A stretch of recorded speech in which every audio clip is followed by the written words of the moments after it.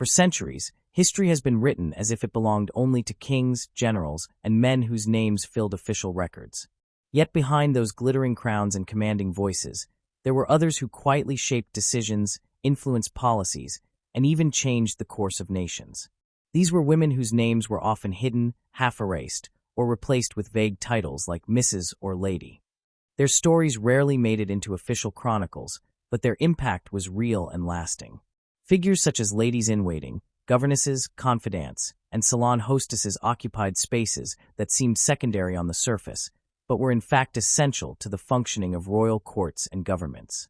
They were the ones who whispered advice to monarchs, who guided the upbringing of heirs, who steered alliances through subtle counsel, and who maintained networks of influence that reached far beyond their private chambers. They did not need a crown to shape a dynasty or a throne to steer a kingdom. For a long time, these women were either sidelined or romanticized, remembered as little more than companions, lovers, or cautionary tales. But modern research and access to digital archives are uncovering the truth. That power often worked through relationships, trust, and counsel that was invisible to formal history. To understand the past fully, we cannot only look at the official figures who signed treaties and commanded armies.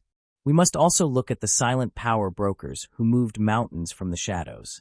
Their stories matter now because they change how we see history and how we understand influence in our own time. Welcome to our channel Words of Time.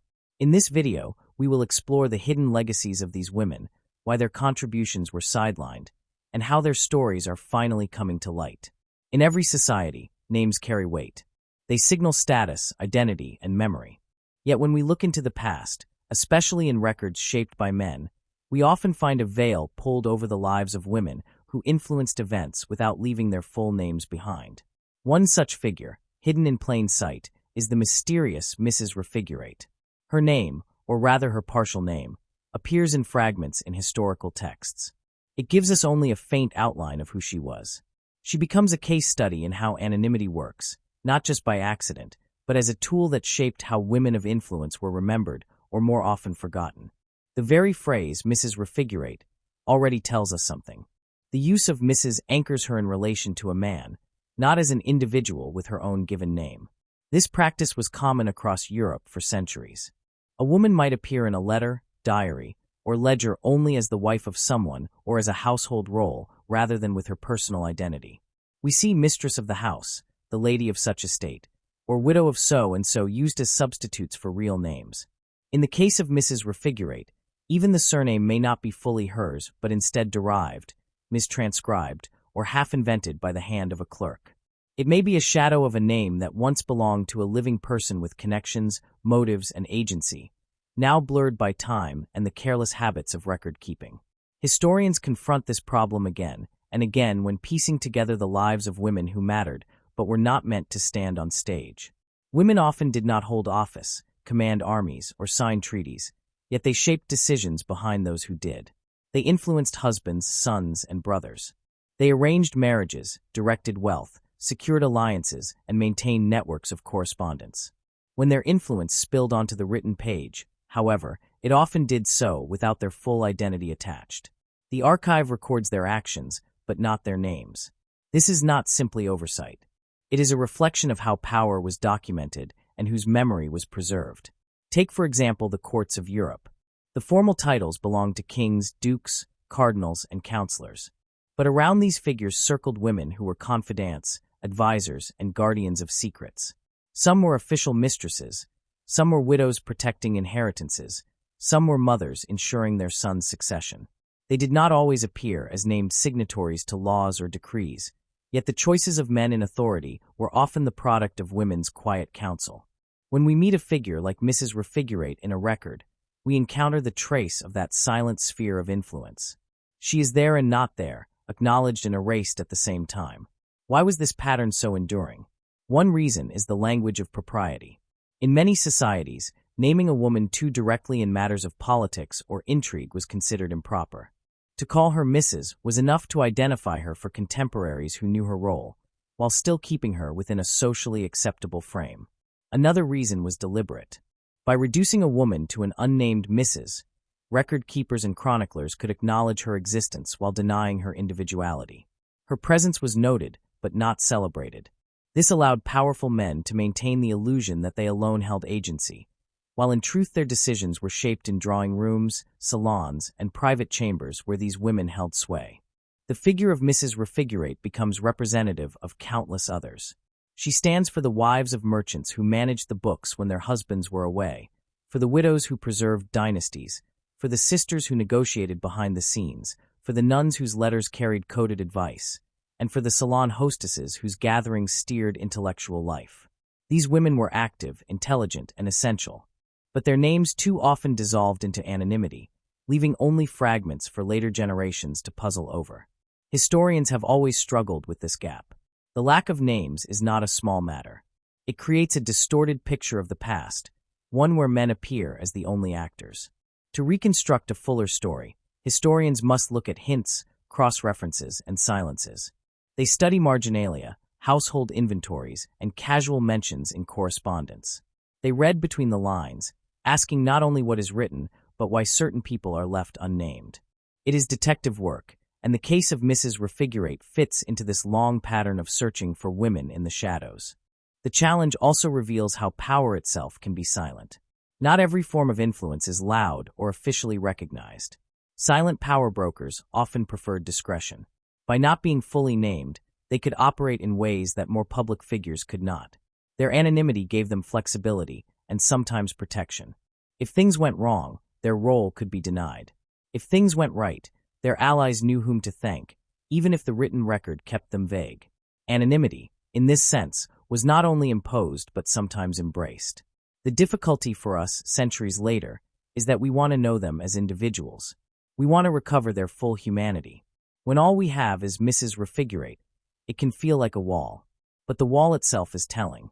It shows us the limits of the archive, the choices of past record keepers, and the cultural structures that shaped memory. Each missing name reminds us of how many women remain hidden in history, their contributions obscured not by lack of action, but by lack of recognition. As we look more closely at figures like Mrs. Refigurate, we begin to see her less as a single person and more as a symbol of the wider veil of anonymity that covered women of her time. She stands at the doorway of history, both inside and outside, present and absent. She forces us to question how we read the past and whose voices we hear. In lifting that veil, even slightly, we prepare ourselves to take a deeper look into the lives of the silent power brokers who shaped history from behind the curtain, guiding the course of events without ever receiving the full credit of a name. The veil that surrounds Mrs. Refigurate is not unique. Her name, or rather her absence of one, points us to an entire category of figures who lived within reach of power, yet outside the spotlight.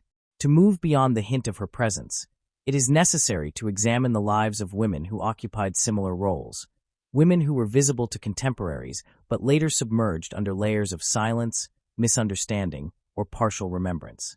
They were not crowned queens or titled officials, yet their influence was undeniable. Their tools were counsel, wit, charm, loyalty, discretion, and the social webs they spun around those who officially held the reins of power.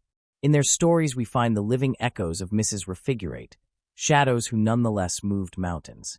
Take the example of Henrietta Howard, a woman who lived in 18th century Britain.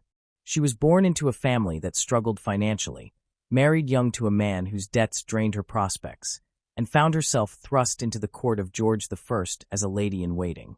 Soon she became mistress to his son, the future George II. On the surface, she occupied a position of vulnerability.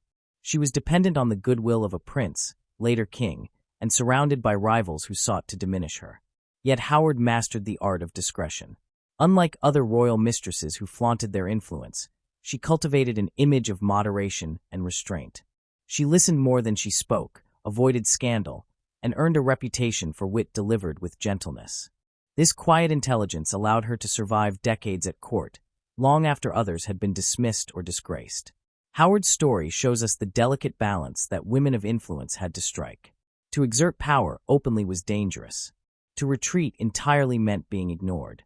She found a middle way, working through counsel and conversation rather than direct command.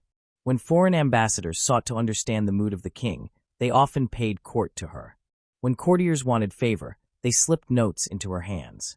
She mediated quarrels, softened the temper of George II, and became a channel through which requests and petitions could flow. Even when her official relationship with the king ended, she retained connections that allowed her to live comfortably and respected, proof that influence, once established, could outlast formal ties. Her life reminds us that power was often exercised in whispers, in careful gestures, in the patient weaving of trust. Another example is Lady Rochford, a name tied to scandal in Tudor England. Jane Boleyn, Lady Rochford, was married to George Boleyn, the brother of Anne Boleyn. She has been vilified in legend as a scheming betrayer, blamed for the downfall of both her husband and her sister-in-law. But behind the sensational accounts lies a more complicated reality. She was a woman navigating one of the most treacherous courts in European history. Survival at the court of Henry VIII required shrewd calculation.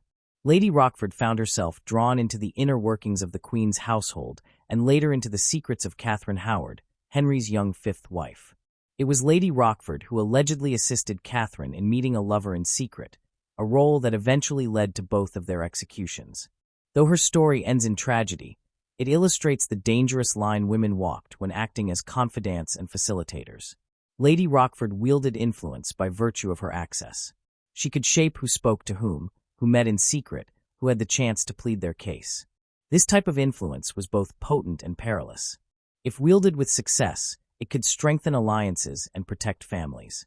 If exposed, it could be condemned as treachery. Her life, therefore, highlights the risk inherent in the role of shadow power broker. To work from the margins was to court both influence and danger. These two women, so different in time and circumstance, share the essence of the Mrs. Refigurate archetype. They were neither queens nor ministers, yet they moved within the chambers of decision. They shaped royal moods, mediated disputes, and helped set the course of political events. And like Mrs. Refigurate, they leave us a legacy clouded by partial records and mixed reputations. To study them is to step into a world where names are half erased and motives half guessed, yet where influence is unmistakable. The power these women held was not the power of decree or sword. It was a subtler form, exercised through the arts of wit, conversation, and loyalty. In courts where a word in the king's ear could shift the course of policy, the ability to speak at the right moment mattered more than official office. In societies where reputation was currency, the art of appearing trustworthy could secure immense leverage. Women like Henrietta Howard understood this and built their strength in the spaces between official structures. They knew that kings were human, prone to vanity, anger, and fear, and that a well-placed word could calm or inflame. Their skill was to influence without appearing to rule. The hidden influence of women extended beyond individual relationships. Consider the role of salinières in France. In the 17th and 18th centuries, women such as Madame de Rambouillet and Madame Geoffrin hosted gatherings where writers, philosophers, and politicians exchanged ideas. These salons shaped public opinion and fostered intellectual movements that influenced policy and culture. Though these women rarely held titles of state, their homes became informal parliaments of thought. Their power lay in convening, in curating conversation, and in creating networks that spanned beyond the drawing room. They, too, embody the archetype of Mrs. Refigurate, present but not formally acknowledged, pivotal yet remembered only in fragments. What makes their influence so fascinating is its durability. Long after formal decrees are forgotten, the effects of these women's counsel linger. A softened royal mood might prevent a war. A mediated quarrel could preserve an alliance. A well-timed gathering might launch an intellectual current that changes the way a society thinks. Their names may be faint, but their impact resonates. This is why the search for figures like Mrs. Refigurate matters. It forces us to rethink what power means and where it is located. It is not only in crowns, offices, or armies. It is also in conversations, affections, and networks maintained in the shadows. At the same time, the anonymity of these women was often deliberate. To be too visible invited envy and attack. To be too assertive was to risk being labeled dangerous. By remaining partly hidden, they protected themselves while maintaining influence. The veil of anonymity was thus not only imposed but also, at times, strategically worn. It gave women room to maneuver in societies that denied them formal authority. It allowed them to act without drawing the full weight of scrutiny. Yet the cost was high. History often forgot them, or remembered them only as vague figures like Mrs. Refigurate. In examining these lives, a pattern emerges. Silent power brokers operated in liminal spaces. They shaped dynasties without signatures, They steered kings without thrones. They influenced succession without proclamations. Henrietta Howard, Lady Rochford, and the Salignères of France remind us that history is not only made by those who sit on gilded thrones. It is also made by those who stand just behind the throne, unseen yet indispensable. Their existence challenges us to read history, not only in the names carved in stone, but also in the gaps, silences, and shadows that surround them. This return to Mrs. Refigurate, and to those like her, is not about filling in every missing detail. It is about acknowledging the structures that erased names and reduced identities. It is about recognizing that the absence of a name is itself a sign of power once held and influence once exercised.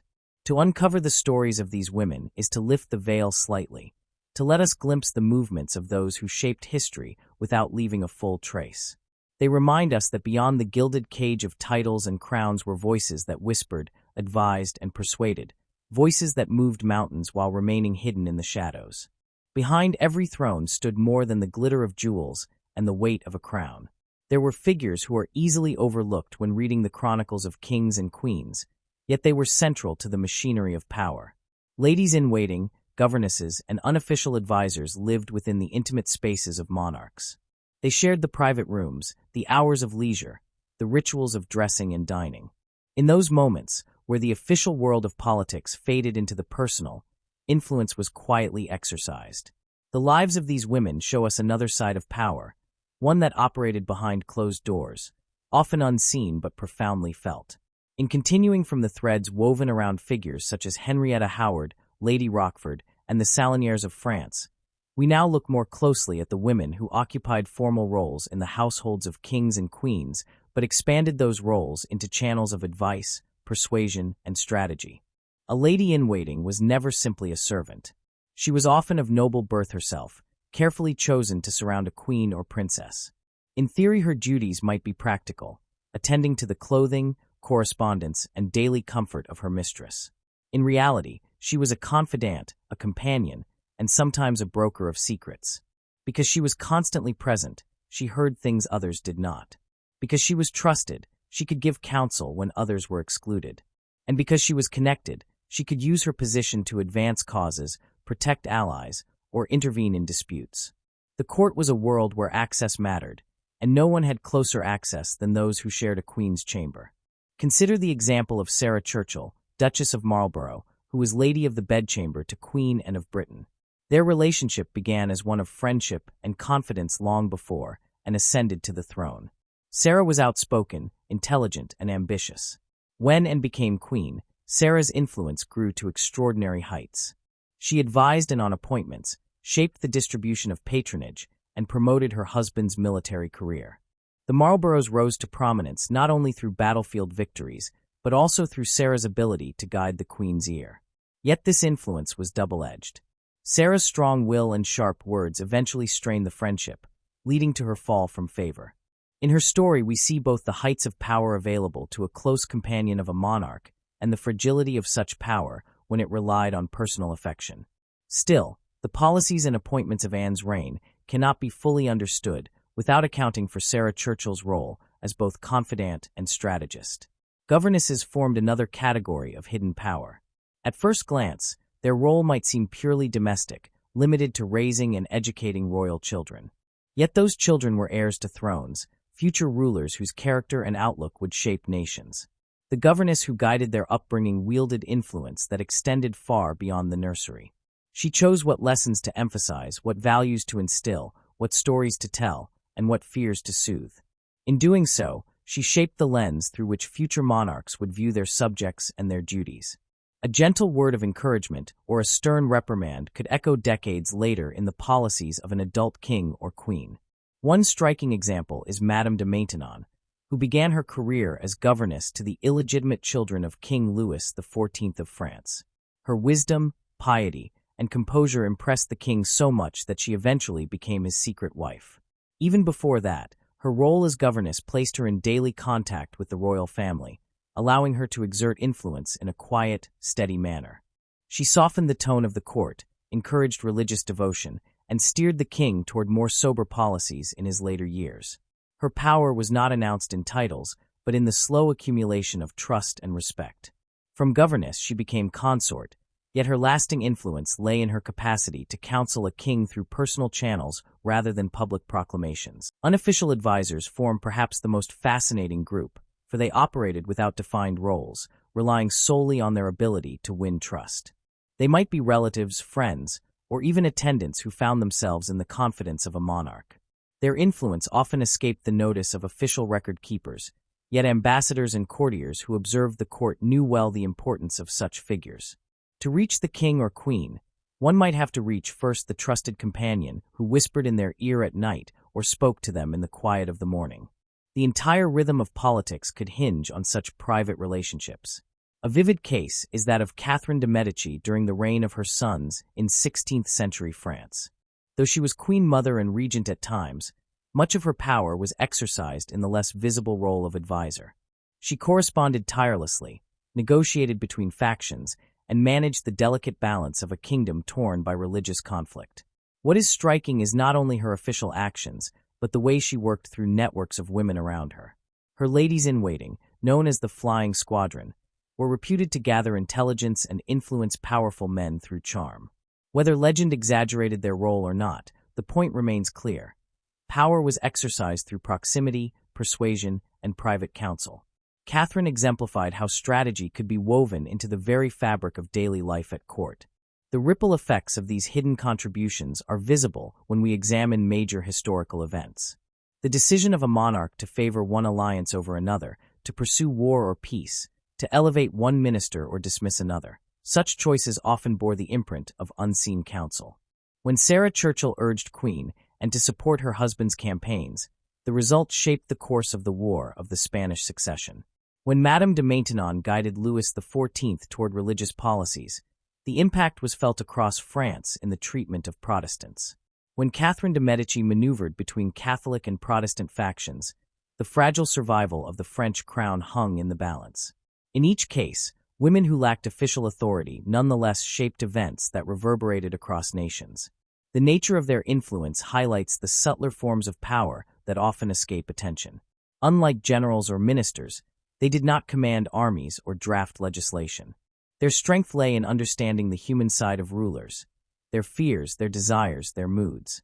A king might ignore the advice of a council, but heed the soothing words of a confidant. A queen might mistrust her ministers, but trust the loyalty of a lifelong companion. The personal was political in the most direct way. Those who tended to the personal lives of monarchs therefore became actors in the political drama of their age. The lives of these women also reveal the fragility of such influence. To depend on personal favor was to live on shifting ground.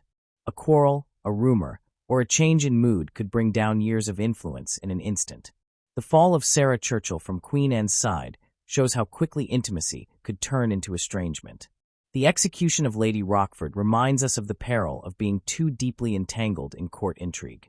Yet the fact that so many women pursued these roles and wielded such influence despite the risks speaks to the opportunities they offered in worlds that denied women formal authority. The risks were high, but the rewards could be nation-shaping. The ripple effect of their quiet contributions is not only political but cultural. By shaping the tastes, habits, and values of monarchs, these women indirectly shaped the identity of entire societies. A queen who favored certain writers or artists, guided by her ladies, could transform cultural life. A king who adopted a more austere or more indulgent style under the influence of a confidant could set the tone for a generation. Court life was the mirror of the realm, and those who arranged its reflection had more power than most chronicles admit. When we step back to see the broader picture, the archetype of Mrs. Refigurate finds a fuller form here. She represents the countless ladies-in-waiting, governesses, and companions who did not sign treaties or lead armies, but whose words and gestures guided those who did. She represents the women who comforted anxious kings, advised hesitant queens, educated uncertain heirs, and maintained the webs of loyalty that kept courts from collapsing under their own weight. Their names are often half-remembered, their roles often dismissed as merely domestic, but their influence endures in the shape of nations and the flow of history. To tell their story is not to invent power where none existed, but to recognize the power that was already there, unacknowledged.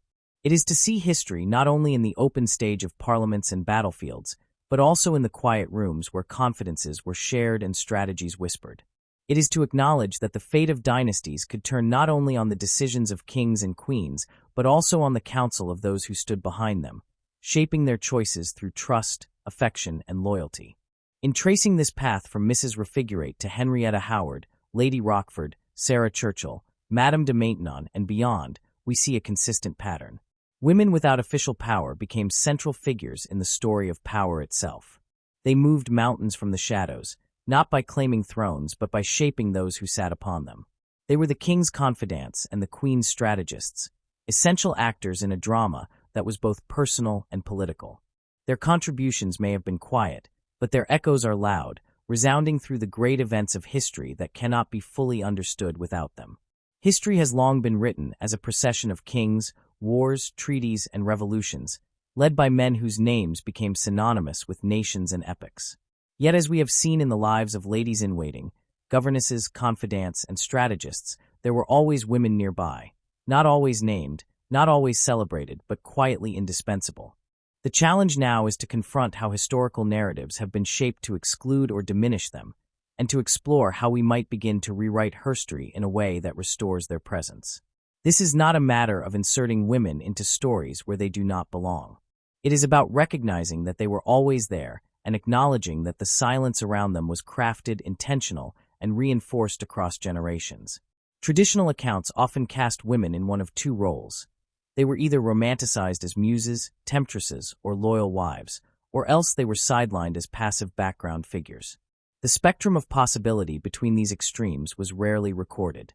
For example, when chroniclers wrote about royal mistresses, such as Henrietta Howard or Madame de Pompadour, they often focused on beauty, scandal, or the morality of their relationships, reducing complex women into symbols of either decadence or sin.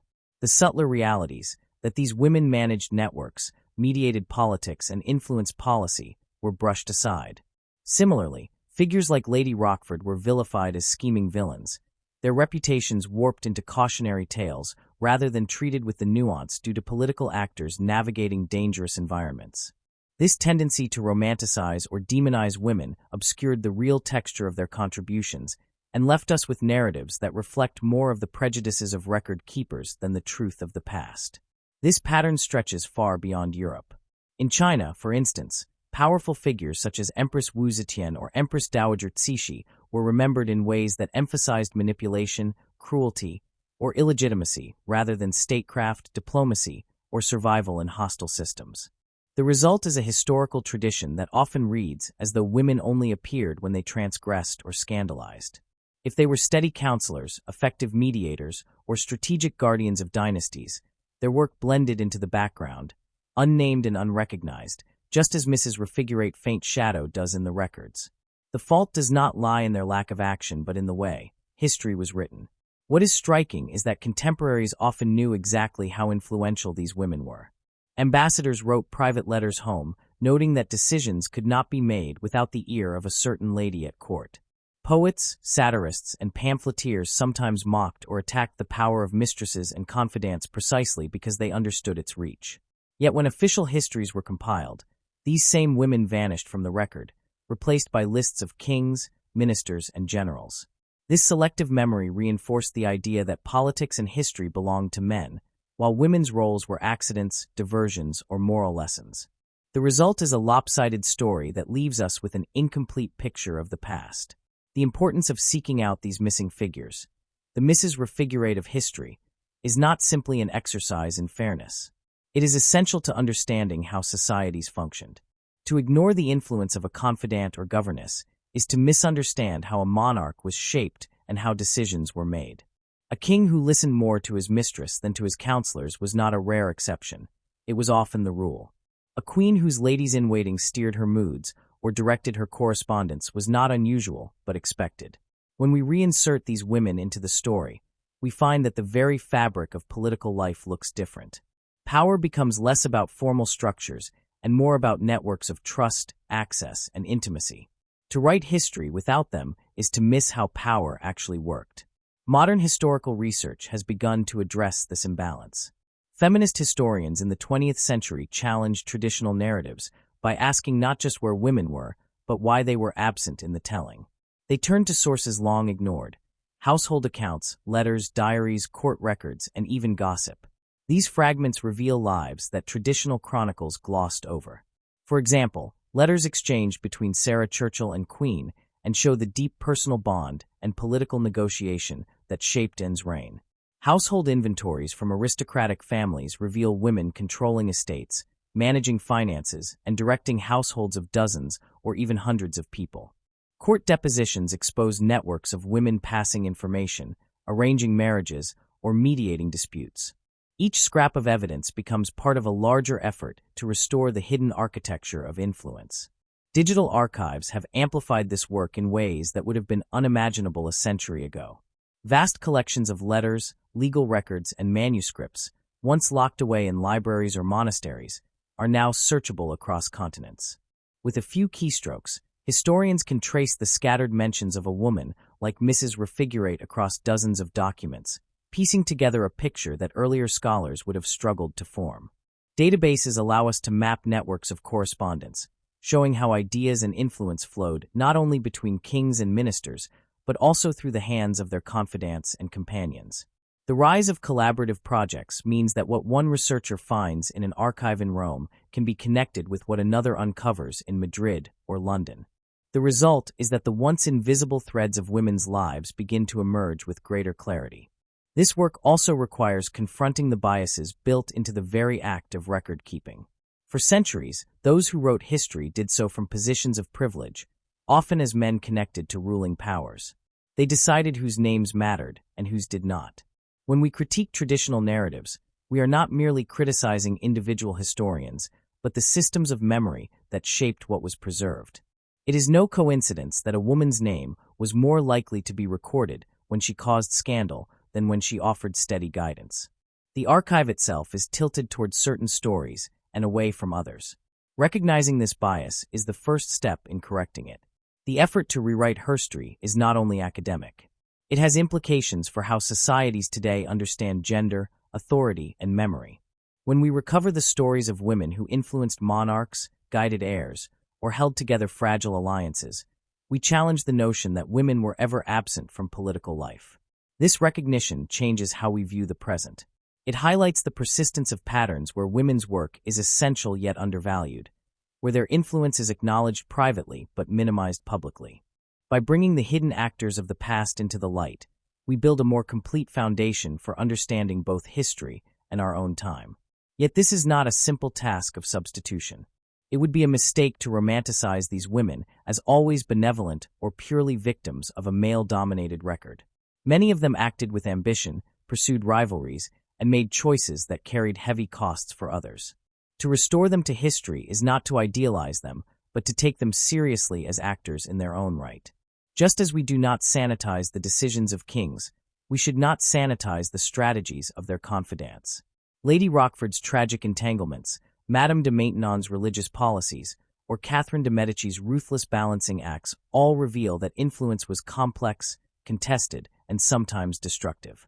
To rewrite history is to treat women not as symbols, but as full participants in the messy reality of politics.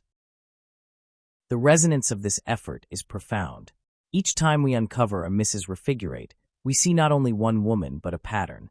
We see the structures that hid her, the silences that obscured her, and the opportunities she nonetheless seized. We recognize that history has always been a mixture of the visible and the invisible, the official and the private, the loud and the whispered. By drawing these elements together, we arrive at a more honest account of how power has been exercised across centuries. It is not a history of kings alone, but of the networks that surrounded them, networks in which women were indispensable. As digital tools continue to expand, and as scholars from diverse backgrounds bring new questions to old sources, the work of rewriting history gains momentum. Projects mapping women's correspondence, cataloging household accounts, or analyzing marginalia in books are reshaping the field. They reveal how often women were readers, writers, advisors, and managers, their presence scattered but recoverable. The 21st century has given us the means to stitch together fragments into fuller portraits, turning faint shadows into figures with dimension and depth. In this light, Mrs. Refigurate is no longer just a frustrating half-name on a page. She becomes a symbol of all those women whose influence we can sense but not fully see, whose lives remind us that absence in the record does not equal absence in reality. She challenges us to look harder, to question assumptions, to see beyond the official face of history. Each rediscovered woman enriches our understanding, complicates the narratives we once accepted, and brings us closer to the truth of how societies were built and governed. In restoring them, we do not rewrite history to suit a modern agenda. We rewrite it to make it whole. The effort to uncover Mrs. Refigurate and those like her, the women whose names were erased, obscured, or half-remembered, does not end with the satisfaction of filling gaps in the past. It extends into our own moment. The legacy of these silent power brokers matters, not only because it corrects the record of history, but because it speaks to the way power still works today. To understand their presence is to understand that official titles and public recognition are never the full story. Influence often resides in spaces that are less visible, in the counsel given behind closed doors, in the trust nurtured through personal relationships, and in the unseen labor that shapes decisions from within. Their stories remind us that the patterns of omission, recognition, and dismissal we have traced across centuries continue to ripple through our present. When we reflect on how traditional histories sidelined or romanticized women, we see echoes in the modern world. Women in politics, business, and culture still find their contributions minimized, their successes framed as accidents of circumstance, or their failures exaggerated as evidence of incapacity. The double standard that reduced Henrietta Howard to a mistress rather than a mediator, or vilified Lady Rochford as a villain rather than acknowledging her as a political actor navigating peril, is not so different from the double standard applied to contemporary women leaders whose decisions are scrutinized more harshly than those of their male counterparts. The archetype of Mrs. Refigurate persists whenever a woman's influence is recognized privately but dismissed publicly, whenever her name is replaced by a label that ties her identity to a man, whenever her contributions are recast as supportive rather than central. The enduring relevance of these hidden figures also lies in the lessons they teach about the structure of power itself. Too often, we imagine power as something official, visible, and formally recognized. But history shows us that power is also relational, informal, and networked. A governess raising a future monarch, a confidant advising a queen, a lady-in-waiting shaping access to a ruler, all remind us that influence is exercised in ways that defy rigid hierarchies. If we understand this, we can better recognize the importance of unseen forces in our own time. The advisors who shape leaders' decisions, the communities that set cultural norms, the activists whose groundwork shifts the conversation before any law is passed. The stories of women in the past illuminate the present truth that official authority is never the sole measure of impact. These stories also connect directly to contemporary conversations about gender and visibility. Around the world, women continue to face the paradox of being essential to institutions, yet invisible in their records. In boardrooms, parliaments, universities, and cultural institutions, women's contributions are often reframed as support rather than leadership. The labor of caregiving, community organizing, and informal mediation, traditionally coded as feminine, is still undervalued even as it sustains the structures of societies. By looking back at the way women shaped monarchies without titles, we find a mirror for the ongoing struggle to have invisible labor recognized as central. The resonance is not only symbolic, but practical. When we restore Mrs. Refigurate and her countless sisters to history, we strengthen the argument that contemporary women should not be dismissed, sidelined, or tokenized. Their invisibility is not natural but constructed, and it can be undone. The call to action is therefore clear. We must look beyond the surface of history and beyond the surface of the present. We must ask whose names are missing, whose work is taken for granted, and whose influence is left unacknowledged. This requires more than scholarly research. It requires a shift in perspective. It means teaching students to read between the lines, to see the silences in the archive as evidence of hidden presence. It means questioning stories that focus only on kings, generals, and presidents while ignoring those who stood beside them, guided them, and often corrected their course. It means celebrating not only the official trailblazers whose names are recorded, but also the invisible architects whose legacies endure through the choices they shaped. The relevance of these stories is also personal. They remind us that influence does not always require grand titles or public platforms. The women we have traced across centuries wielded power not because they were allowed into the highest offices, but because they found ways to shape the people who occupied them. They remind us that ordinary acts of guidance, counsel, and loyalty can carry extraordinary consequences. A whispered word in a king's chamber could prevent a war. A governess's lesson could form the mind of a ruler. A hostess's gathering could spark a movement. These stories invite us to recognize the potential impact of roles often deemed minor or secondary. They challenge us to see value in spaces that are not officially celebrated, but are quietly transformative. There is also a profound ethical dimension to unmasking their legacy. To leave women invisible is to perpetuate the same silences that marginalize them in their lifetimes. To bring them into view is to practice a form of justice across time, restoring their place in the story of humanity. This matters not only for the sake of accuracy, but for the sake of dignity.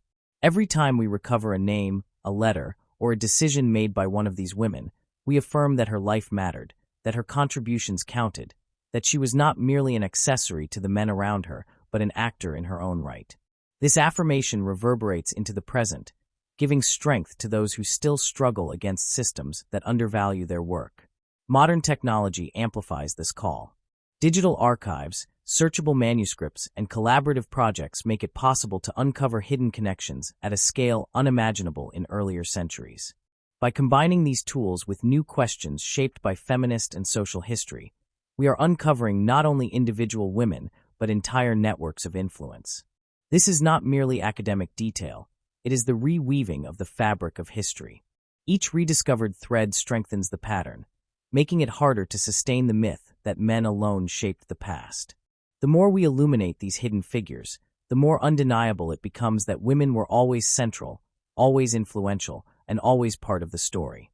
The enduring relevance of Mrs. Refigurate lies precisely in her anonymity. She represents all the unnamed, half-erased women whose power was real even if their names were not preserved.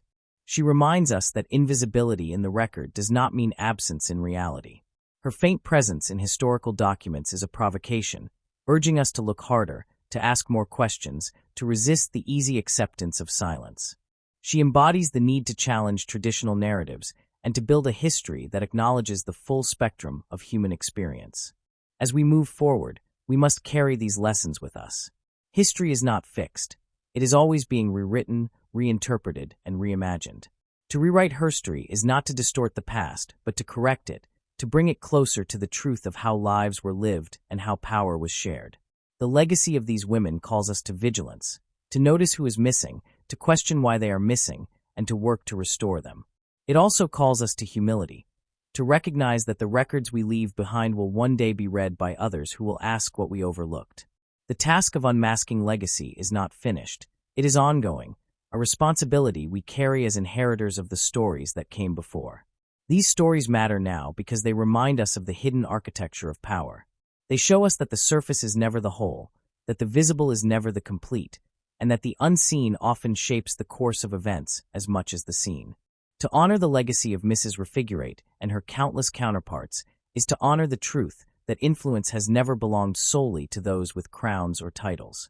It has always belonged also to those who whispered in the shadows, who guided without recognition, who shaped without acclaim. Their legacy, unmasked, is an invitation to look deeper, to see fuller, and to recognize the unseen forces that continue to move the world around us.